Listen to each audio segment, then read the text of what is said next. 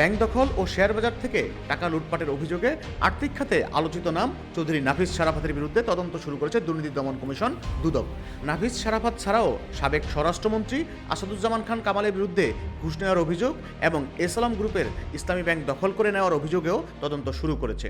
বৃহস্পতিবার দুদক সূত্রে এসব তথ্য জানা গেছে।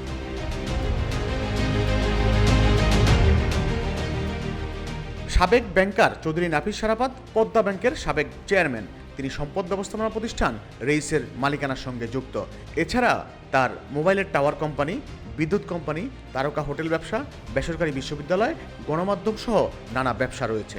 দুদকের এক ঊর্ধ্বতন কর্মকর্তা জানান, চৌধুরী নাফিস শারাফাতের বিরুদ্ধে শেয়ার বাজার থেকে 800 কোটি টাকা লুটপাটের অভিযোগ রয়েছে।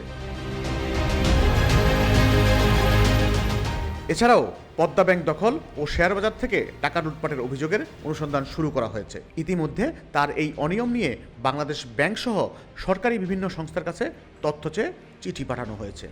সাবেক ফার্মার্স ব্যাংকই বর্তমানে পদ্মা ব্যাংক। গ্রাহকদের টাকা দিতে ব্যর্থ হলে 2017 সালে পদ ছাড়তে বাধ্য হন ব্যাংকটির তৎকালীন চেয়ারম্যান ও সাবেক স্বরাষ্ট্রমন্ত্রী মহিউদ্দিন খান আলমগীর।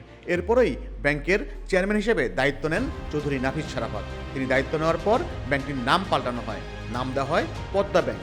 চলতি বছরের ফেব্রুয়ারি মাসে স্বাস্থ্যগত কারণ দেখিয়ে পদ্মা ব্যাংকের চেয়ারম্যান ও পরিচালনার পদ থেকে পদত্যাগ করেন চৌধুরী নাফিস শারাফাত।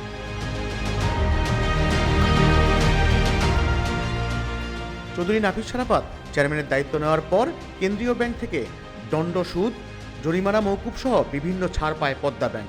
এরপরও ব্যাংকটি ধুঁকছে। 2023 সালের শেষে পদ্মা ব্যাংকের ঋণের পরিমাণ দাঁড়ায় 5,740 কোটি টাকা। এর মধ্যে খেলাপি ঋণই 3,550 কোটি টাকা। ফলে ঋণ থেকে যে আয় হয় তা দিয়ে আমানতের সুদ পরিশোধ করা সম্ভব না।